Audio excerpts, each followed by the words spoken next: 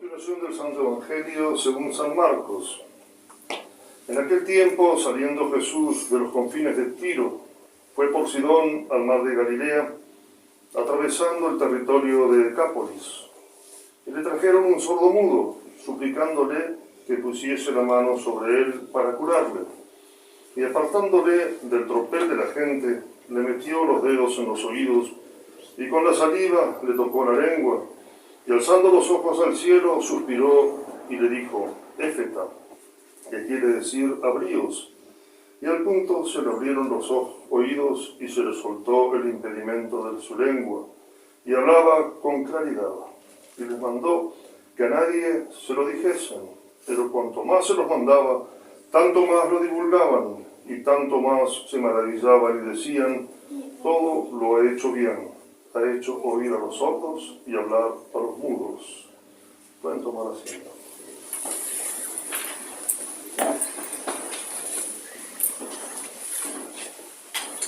La epístola está tomada de la carta del apóstol San Pablo a los Corintios. Hermanos, quiero ahora recordaros el Evangelio que os he predicado y que vosotros recibisteis y en el cual os mantenéis firmes y por el cual seréis salvados si es que lo conserváis, tal cual yo os lo prediqué, porque de otra suerte en vano habríais abrazado la fe. Lo primero pues que os enseñé y que yo aprendí fue que Cristo murió por nuestros pecados, conforme a las Escrituras, y que se apareció a Cefas y después a los 11. Posteriormente se dejó ver por más de 500 hermanos juntos, muchos de los cuales viven todavía y algunos murieron ya. Después se apareció a Santiago, luego a todos los apóstoles. Finalmente, después de todos, se me apareció también a mí, que vengo a ser como un abortivo, pues yo soy el menor de los apóstoles, que ni merezco ser llamado apóstol, porque perseguía la iglesia de Dios, mas por la gracia de Dios soy lo que soy, y la gracia no ha sido estéril en mí. En nombre del Padre, y del Hijo, y del Espíritu Santo. Amén. Una vez más tenemos la gracia de poder venir aquí a Buenos Aires y darles la misa, y veo varias caras nuevas, con lo cual me alegra muchísimo, porque precisamente aplicando un poco lo que dice el apóstol San Pablo hoy a los Corintios, la importancia que tiene de reconocer las gracias que Dios nos pueda dar. Antiguamente, en el día de hoy, en el domingo 11, o sea, junto con esta epístola, estaba el Evangelio que leímos el domingo pasado, del fariseo y el publicano, donde se nos enseñaba el tema de la caridad, el tema de la humildad, que es absolutamente importantísimo a tenerlo en cuenta. Por eso es que San Pablo habla de las apariciones de nuestro Señor y cómo últimamente se apareció a Él, que fue, como dice, perseguidor de la iglesia. Por eso se considera el último en toda su humildad. La humildad, bien sabemos, no es la más grande de las virtudes, pero sí es absolutamente necesaria porque es como el cimiento de todas las otras virtudes, como el cimiento de toda nuestra vida espiritual, de toda nuestra santidad. Pero fíjense, después de San Pablo decir lo que dice, de que él es el último de los apóstoles y como un abortivo se le apareció a él, dice, sin embargo, la gracia no ha sido estéril en mí. Y que a veces nosotros nos confundimos cuando tratamos y hacemos actos de humildad en no reconocer los dones que Dios nos ha dado, que son importantísimos, porque entonces ya no se trata de la virtud de la humildad, sino casi podríamos decir hasta de una ingratitud para con parte de Dios, de los regalos, de las gracias que Dios nos pueda dar en su providencia con respecto a cada uno de nosotros. San Pablo dice, yo soy el último de los apóstoles y no merezco ser llamado apóstol porque perseguí la iglesia, pero sin embargo él luego se convirtió y recibió gracias tan grandes que él mismo llega a decir en aquella otra epístola donde le toca alabarse, entre comillas, donde va reconociendo todas las gracias que Dios hizo con él. Y en eso muestra la gratitud para con Dios. ¿Cuál es la enseñanza que nosotros debemos sacar en esta época? Nos ha tocado vivir de tan difícil, casi podríamos decir inédita en la historia de la Iglesia. Si yo tengo la gracia totalmente de parte de Dios, inmerecida de parte mía, y eso lo debemos reconocer, es inmerecida de parte nuestra, nosotros no tenemos que hacer que esa gracia sea estéril en nosotros y debemos de actuar en consecuencia. El hombre ha sido creado para conocer, amar y servir a Dios, como nos enseña el catecismo de las 93 preguntas y por lo mismo todos los otros catecismos, pero lo básico es eso, conocer, amar y servir a Dios. La santidad consiste en seguir a nuestro Señor Jesucristo. Nuestro Señor Jesucristo se autodefinió: yo soy el camino, la verdad y la vida. Es absolutamente necesario seguir a nuestro Señor Jesucristo tal cual es. Entonces ahí es donde empiezan, digamos, las elucubraciones y las posibilidades terribles que se nos dan en la situación que nos toca vivir hoy. Es totalmente anormal que estemos, como dije yo el primer día, en una casa de familia, diciendo la misa en un comedor con toda la generosidad que se pueda tener y considerar de la persona que nos presta la casa. Pero lo normal sería una iglesia con todo el esplendor y las imágenes y las bellezas que ha hecho toda la historia de la iglesia con respecto al culto divino. Nosotros nos toca esta situación y nosotros debemos sufrir, entre comillas, las consecuencias de esta situación. Y no debemos amargarnos o considerar, digamos, esta situación de la iglesia como imposible de vivirla en cada uno de nosotros.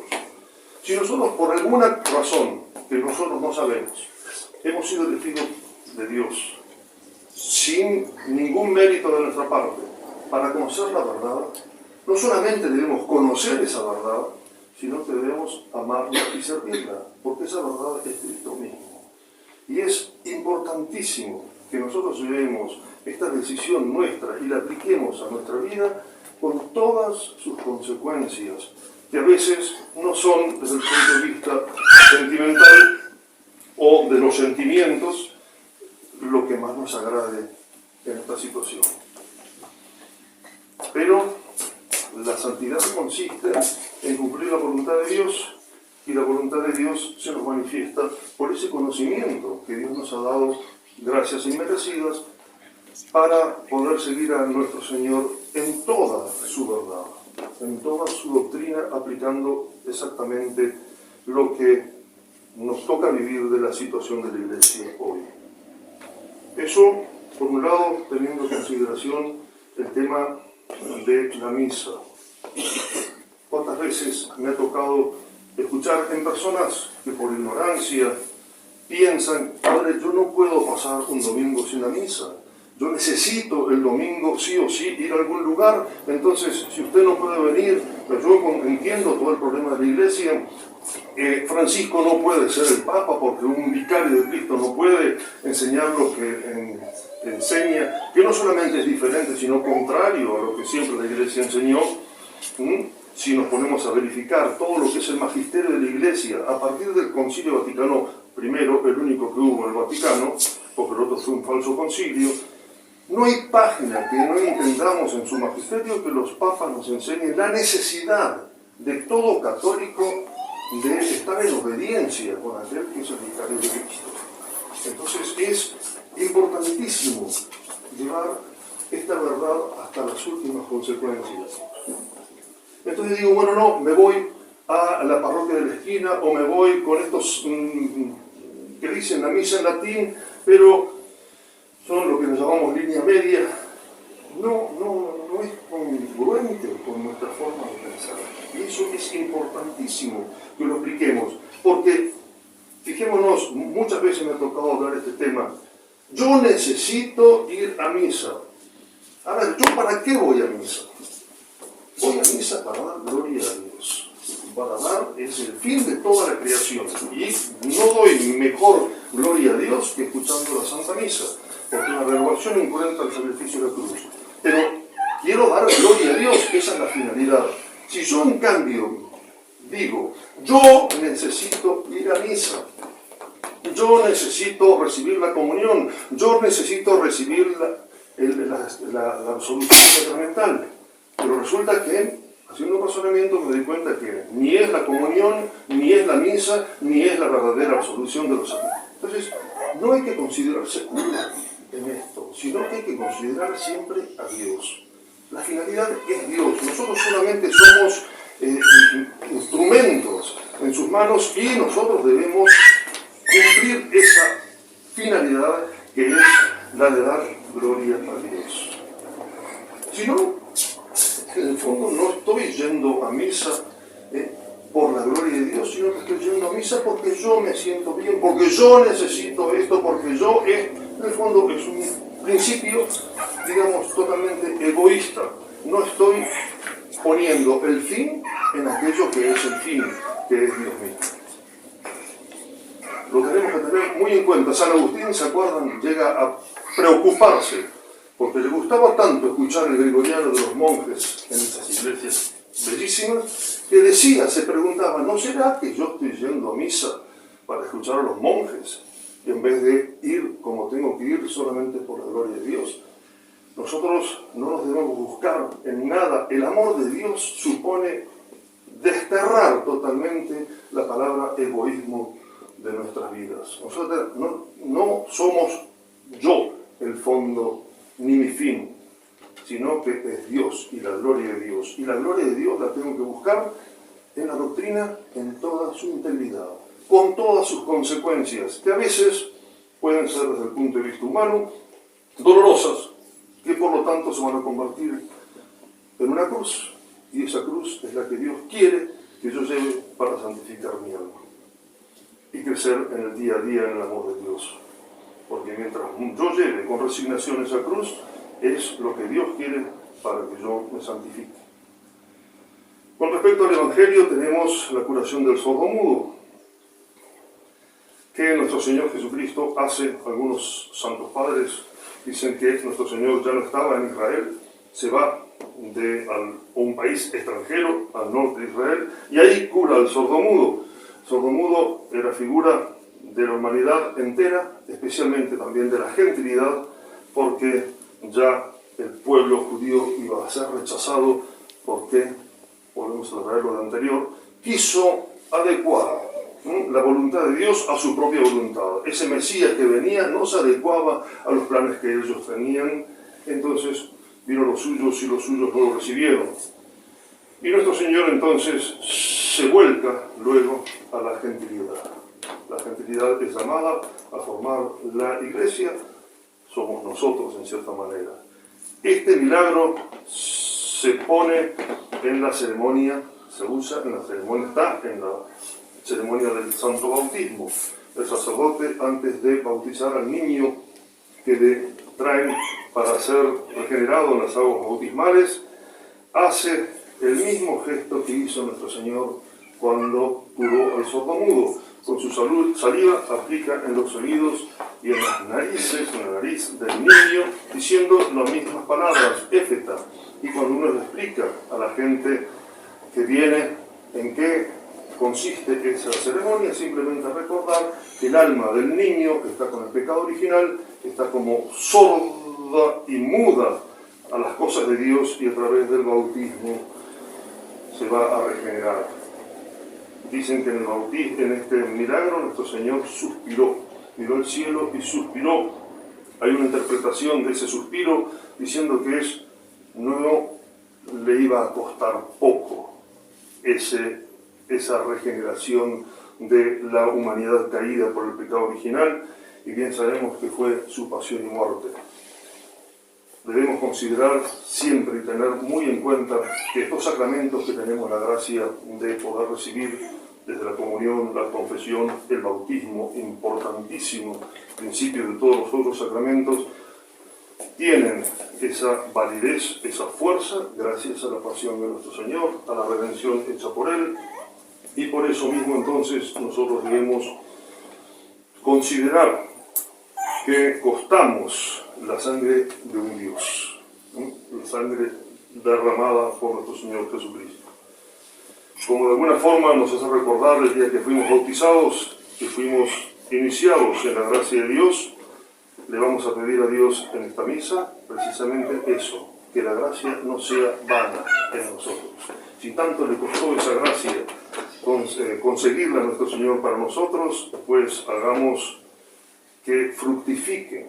Y no es un acto de soberbia, lo hizo San Pablo, cuando reconoció que simplemente todo lo bueno que podamos tener se lo debemos a Dios, y si de algo nos podemos jactar como algo propio de nosotros, es simplemente nuestras miserias y nuestros pecados.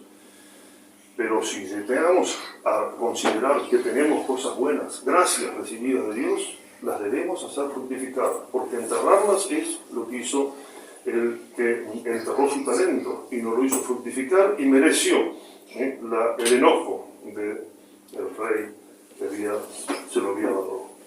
Pidamos entonces a la Santísima Virgen la gracia inmensa de ser fieles a Dios en estos momentos de tantas dificultades, que si nosotros correspondemos a la gracia, esa gracia nunca de parte de Dios nos va a faltar. Y en esa fidelidad va a consistir entonces simplemente nuestra santidad y lo mismo el llegar al cielo, a la bienaventuranza eterna. Que así sea. Ave María Purísima, Santificado sea. en el Padre, del Hijo y del